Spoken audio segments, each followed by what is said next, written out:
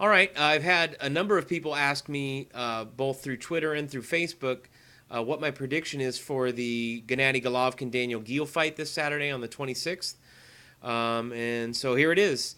Let me state right up front before I start that I am a huge fan of Gennady Golovkin and in general skilled destruction artists like him, Kovalev, and my all-time favorite boxer Mike Tyson.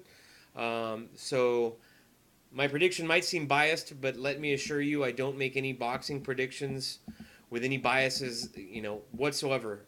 If Gennady Golovkin is ever going to lose, uh, I'll have no problem predicting that, and no problem stating that publicly.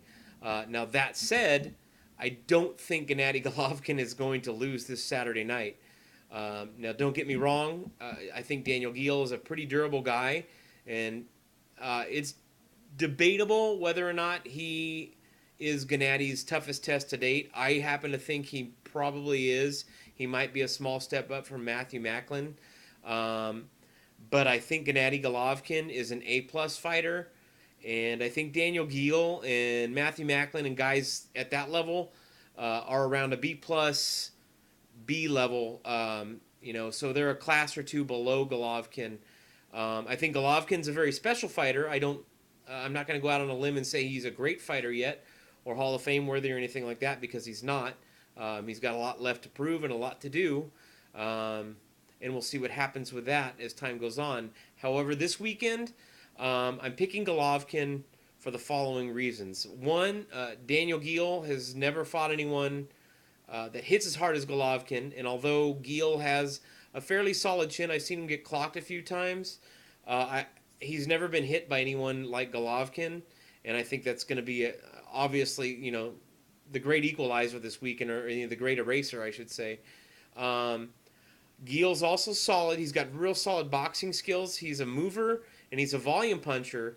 Um, but I think his lack of power, or his very average power, is not going to be enough to keep Golovkin off of him, or to keep him honest, with his own punches.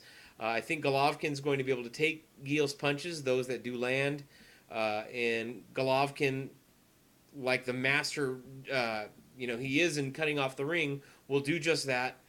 Take away all of Geale's angles, make his running a moot point, and end up closing the show somewhere late in the fight.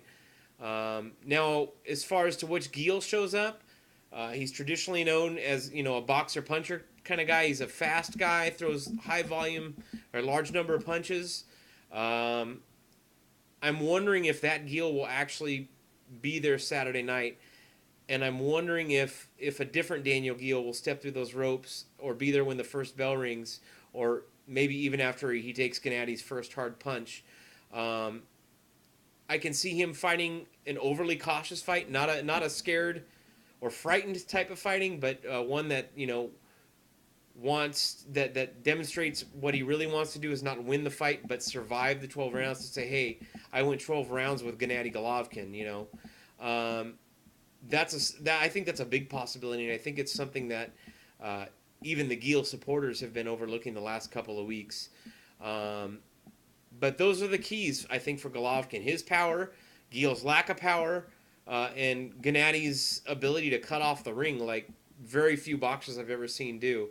And then the little subtle things that Golovkin does both offensively and defensively that put him in a couple of classes above Daniel Geale.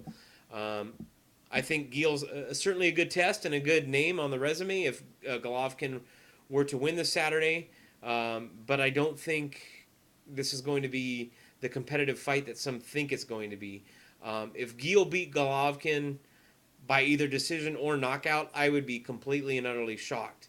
Not because I think Golovkin is invincible, because he's not. Anybody can beat anybody on any night in boxing, and that's what I love most about the sport. But I don't think Geale's going to be involved in one of those types of upsets this weekend.